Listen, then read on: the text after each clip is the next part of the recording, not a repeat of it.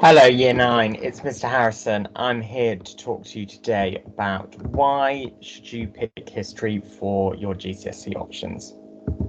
I'm going to start by just telling you a little bit what are we going to be learning over the next kind of 2 years from the end of Year 9 through to Year 10 and then finally into Year 11. Starting with what we're learning now, in your history lessons you've been learning about the Cold War, this rivalry between the USA and the USSR, about those weapons of mass destruction.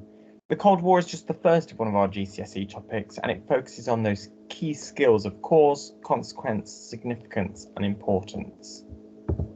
If you are to carry on with GCSE history, then the first thing you will learn about in Year 10 is Jack the Ripper. One of the most famous murder cases in British history. We'll be looking at this as part of the Crime and Punishment course, and we'll be focusing on an area in East London called Whitechapel in the 1880s. So why was this Whitechapel area perfect for Jack the Ripper to kill his victims, and why was he never caught? So why did the police not manage to catch him in the end? After we look at Jack the Ripper, we'll be looking at the Crime and Punishment course itself. So, starting off with the Anglo-Saxon times, all the way back to the year 1000, what types of crimes did people commit back then? How did they use the first ever neighbourhood watch system to keep their villages and communities safe? And the gruesome trials and punishments that they received if they were ever caught. But as this is looking at changing continuity through time, we'll be looking through loads of different areas and looking to see if there was progress. Did punishments get harsher, for example? Who invented the first police force? When did we start using prisons? How has the law changed? And eventually, why did we stop using the death penalty? And we'll be using some interesting cases like the Gunpowder Plot and the witch trials of the 17th century to illustrate how those changes and continuities came about. Later, after Crime and Punishment, we'll be looking at probably one of the most famous kings in English history, Henry VIII.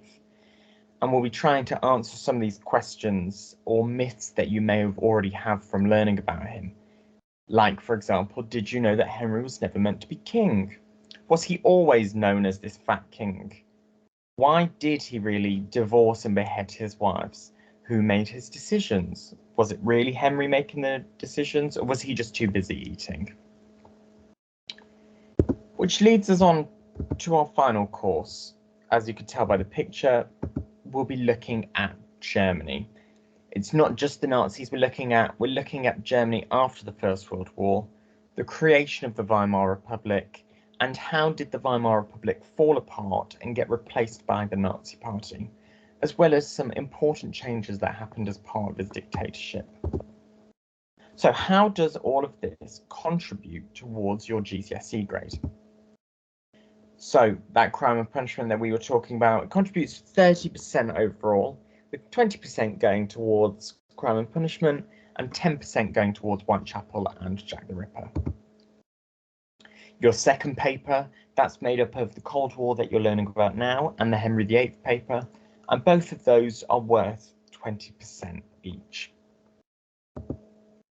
And finally, Weimar Nazi Germany is worth 30% of the overall grade that you will get.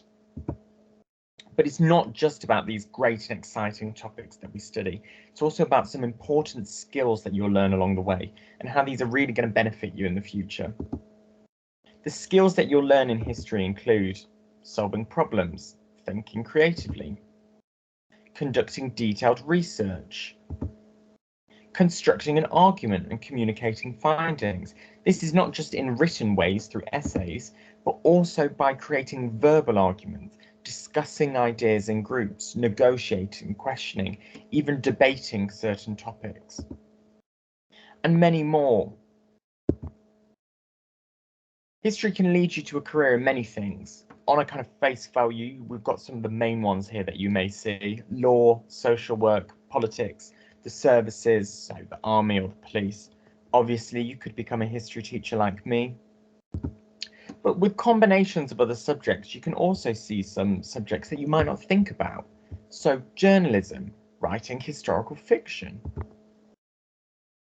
History and maths, business or IT can also tie together.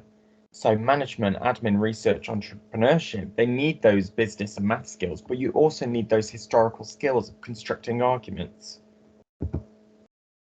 Using science or geography combined with history can lead you to careers in travel, in medicine, in archaeology. And if you mix history with the arts of drama or music, then you can work in historical film, historical TV, historical theatre. And finally, art. You can work with restorations, creating costumes for historical dramas, working in a museum, working in an auction house. Most importantly, and what I want to finish off on by saying, is that GCSE history helps you understand the world you live in, how it was shaped, why are the things that we take for granted, how did they come into place? Employers and universities regard history qualifications very highly, so GCSE history might just be your ticket to a better future. If you have any questions about history at GCSE that I haven't answered here, you can either ask myself, Miss Cox, or Miss Vinyl. Thank you very much for listening, Year 9.